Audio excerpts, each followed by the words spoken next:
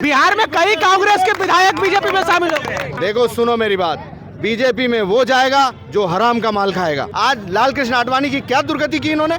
पूरे 10 साल तक सरदार पटेल, सुभाष चंद्र बोस इनके नाम से वोट मांगते रहे। आज भारत की जनता को पता होना चाहिए कि सावरकर ने एक पत्रिका में दशानन का मुख बनाया था। उन दशानन के मुख में जवाहरलाल नेहरू के साथ साथ सरदार पटेल और सुभाष चंद्र बोस की फोटो क्यों लगाई, यानी कि वो रावण मानते थे सुभाष चंद्र बोस को। अब बच्चों की किताबों तक में ये बताया जा रहा है कि सावरकर एक तोते पर बैठकर पूरे भारत की सैर करके वापस आ जाते थे। ये क्या संभव है?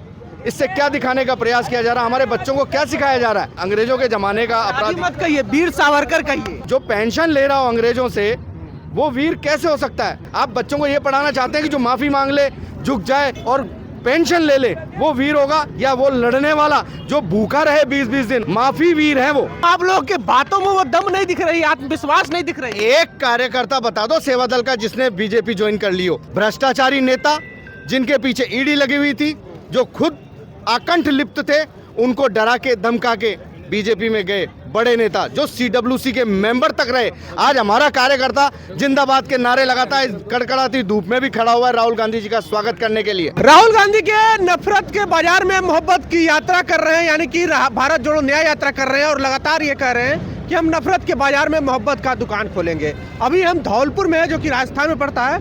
राहुल गांधी लगातार यात्रा कर रहे हैं, इसमें महिलाएं हैं। क्या नाम हुआ मैम आपका? समृद्धि दीक्षित। क्यों लगता है कि राहुल गांधी सफल होंगे अपने यात्रा में आपको? राहुल गांधी के लिए देश के लिए विचार हैं कि देश का उत्थान कैसे हो, देश का विकास कैसे हो, देश में मोहब्बत कैसे फैले, नफरत कैसे दूर हो, चहुमुखी देश का विकास हो। आज की डेट में जो चल रहा है नफरत फैलाना, एक जाति से दूसरी जाति में लड़ाना, धर्म के नाम पर लड़ाना, लोगों को बेवकूफ़ बनाना, जो वास्तव में देश के जो विकास होना चाहिए उस पर ध्यान भटकाना। भाई देश का विकास शिक्षा से होगा, देश का विकास चिकित्सा से होगा, देश का विकास रोजगार से होगा, देश का विकास नारी सुरक्षा से होगा। कहते हैं देश का विकास नहीं, सिर्फ गांधी परिवार का विकास होता है, देश का परिवार नहीं। मोदी जी विकास कर रहे हैं ना, कि पहलवान महिलाओं का करवा रहे हैं, उनको बचा रहे हैं। मोदी जी कर रहे हैं कि जो सरकार ने 70 साल में बनाया उसको बेचने का काम कर रहे हैं। मोदी जी एक धर्म को लड़वाने का काम कर रहे हैं। मोदी जी आपस में नफरत पैदा कर रहे हैं। मोदी जी जो देश का विकास होना चाहिए उससे बेवकूफ़ बना करके रावण राज्य का स्थापना कर रहे हैं। हमारे राम का क्या है? राम ये मानते हैं कि नारी की सुरक्षा हो, देश में समानता हो, देश में भाईचारा हो, हर जाति समानता हो, धर्मों में समानता हो, हर व्यक्ति का ही विकास होना चाहिए। मोदी जी को कोई काम नहीं है फालतू के काम करने के अलावा लोगों को बेवकूफ़। एक चीज़ और आपको दिखाते हैं, यहाँ पर देखिए चरखा है। चरखा गिफ्ट करने के लिए राहुल गांधी को यहाँ पे लाया गया है, जो कि राहुल गांधी ये बापू चरखा चलाया करते थे, इनका प्रतीक था। पहले राष्ट्रीय ध्वज में चरखा हुआ करता था। हम इनसे बात करेंगे। क्या नाम हुआ सर? आरती मीना। अच्छा, ये चरखा क्यों राहुल गांधी को आप भेंट कर रहे हैं? ये हमारी सेवा दल की निशानी है। अच्छा, इसलिए राहुल गांधी जी को हम ये भेंट करेंगे यहाँ पे रोक के। अच्छा, क्या संदेश देना चाहते हैं इस चरखा के माध्यम से? चरखा के माध्यम से ये संदेश देना चाहते हैं कि हमने गांधीवादी हैं, हम गांधीवादी की तरह विरोध करेंगे। जो हमारा लोकतंत्र खत्म हो रहा है, खत्म करने जा रहे हैं मोदी जी उसको। मोदी जी भी तो गांधी के रास्ते पे ही चल रहे हैं, गांधी को आदर्श मानते हैं। मोदी जी गांधी जी के रास्ते पे नहीं चल रहे हैं। गांधी जी के रास्ते पे चलते तो गोडसे की पूजा थोड़ी क्या बोले? अगर गांधी जी के रास्ते पे चलते तो गोडसे से पूजा थोड़ी करवाते। गुजरात जाते हैं तो हमेशा बापू का पहली बार आजाद भारत के अंदर इतिहास में पहली बार ऐसा हुआ है कि गोडसे का मंदिर बनाया जा रहा है। मोदी जी जब विदेश से कोई मेहमान आता है तब उसे गांधी आश्रम लेकर जाते हैं, लेकिन जब भी वो भारत में रहते हैं तो वो और उनके अनुयायी गांधी जी के खिलाफ दुष्प्रचार करते हैं, उनकी मान मर्यादा का हनन करते हैं और उनको कमतर दिखाने का प्रयास करते हैं, उनके खिलाफ बयानबाजी करते हैं। जबकि भारत नहीं वरन पूरी दुनिया में गांधी जी का डंका बजता है, गांधी जी माने जाते हैं, पूजे जाते हैं और जाने जाते हैं। नहीं, ये आप तो गलत कह रहे हैं कि गांधी जी के जो थे गोड से, उनका प्रचार प्रसार किया जाता है गांधी जी के समर्थकों द्वारा। कौन लोग प्रचार करते हैं? जितने भी भाजपा के अनुयायी हैं, व्हाट्सएप की आईटी सेल, अमित मालवीय खुद, उनकी पूरी टीम, भाजपा के पदाधिकारी, भाजपा के मंत्री, विशेषकर मुख्यमंत्री तक गांधी जी के खिलाफ मान मर्यादित को हनन करने वाले बयान देते आए हैं। और पिछले 10 वर्ष से उनका यही पूरा घटनाक्रम, इसी के पूरी सुनियोजित षड्यंत्र के तहत वो गांधी जी को कमतर दिखाने का प्रयास करते रहे हैं और गोडसे को ऊपर दिखाने का प्रयास करते रहे हैं। अब बच्चों की किताबों तक में ये बताया जा रहा है कि सावरकर एक तोते पर बैठकर पूरे भारत की सैर करके वापस आ जाते थे। अच्छा, ये भी जानकारी मिल गई है, तो बहुत विवाद हुआ था इस पे, तोते पे बैठ के सावरकर घूम रहे हैं। बिल्कुल बिल्कुल। तो ये एक बात बताइए कि ये क्या संभव है? इससे क्या दिखाने का प्रयास किया जा रहा है? हमारे बच्चों को क्या सिखाया जा रहा है? क्या ऐसा हो सकता है कि किसी जो जेल में बंद हो वो अपराधी, युद्ध अपराधी या जो भी अंग्रेजों के जमाने का अपराधी, मत कहिए, वीर सावरकर कहिए। वीर सावरकर वो भक्तों के लिए हो सकते हैं, वीर वो नहीं होता जो माफी मांगता है, वीर वो होता है जो डट के लड़ता है। अच्छा, यानी सावरकर को आप वीर नहीं मानते? अरे वीर कैसे होगा? 80 रुपए उस जमाने में पेंशन लेते थे, 60 रुपया उस जमाने का, 60 रुपये आज 60 रुपये कितने रुपए हो गए सोचिए आप।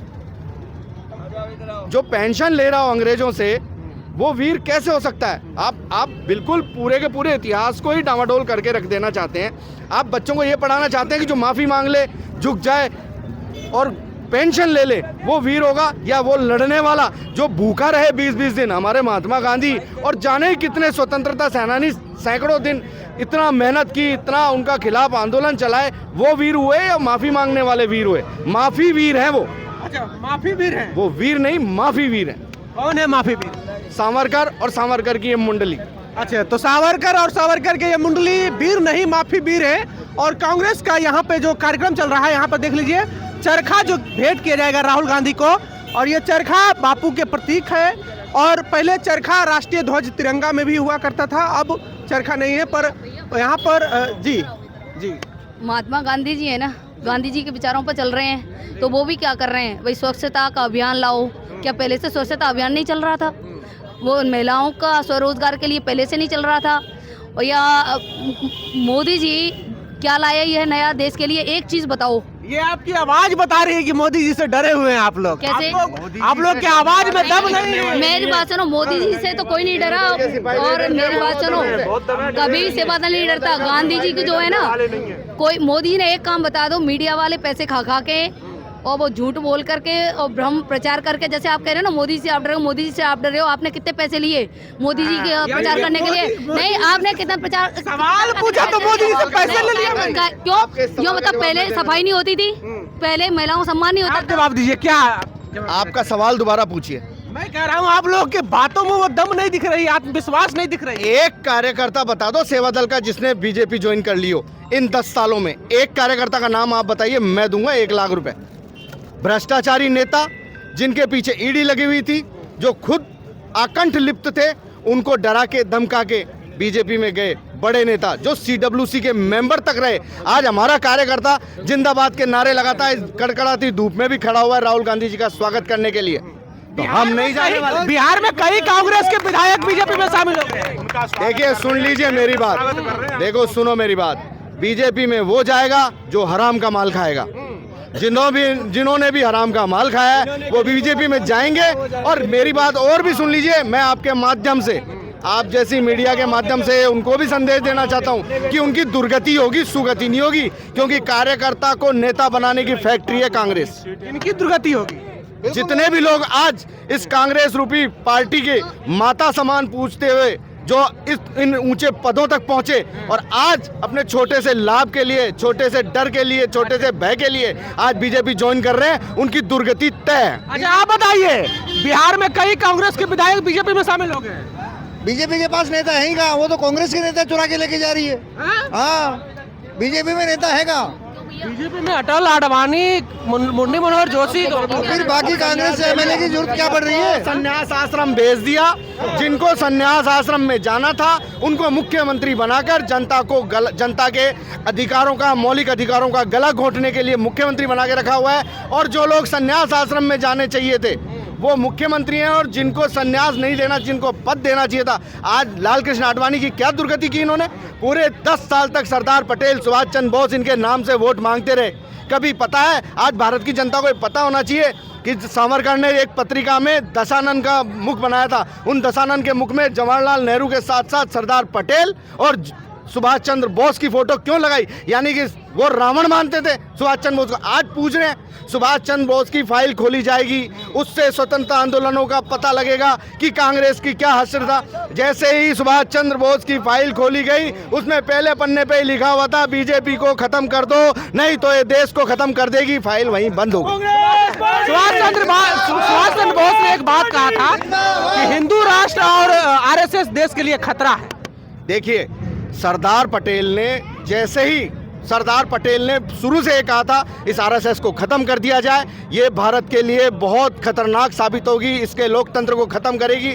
लेकिन उदारवादी नीतियों की वजह से आज तक जवाहरलाल नेहरू तक ने अपने सांसदों की सीटों से इस्तीफा दिलाकर सांसद बनाए इन्हीं कामचोर आरामखोरों को, और आज यही हमारे भारत की जनता को लूट के नोच के खा रहे हैं। चलिए, तो कांग्रेस में काफी रोष है, और आपको क्या लगता है कि 2024 में कांग्रेस पार्टी वापसी करेगी या नहीं? क्योंकि जिस तरह से राहुल गांधी ने यात्रा की शुरुआत की है, नफरत की बाजार में मोहब्बत की दुकान खोलने की बात कही है, पूरे भारत में घूम घूम करके मोदी जी के नीतियों के खिलाफ आगाज किया है, आपको क्या लगता है राहुल गांधी को सफलता मिलेगी कि नहीं? आप अपनी प्रतिक्रिया कमेंट बॉक्स में जोड़ दें। अगर आप यूट्यूब चैनल पर देख रहे हैं तो चैनल को सब्सक्राइब कर लें, फेसबुक पेज पर देख रहे हैं तो पेज को लाइक कर लें। बहुत बहुत धन्यवाद।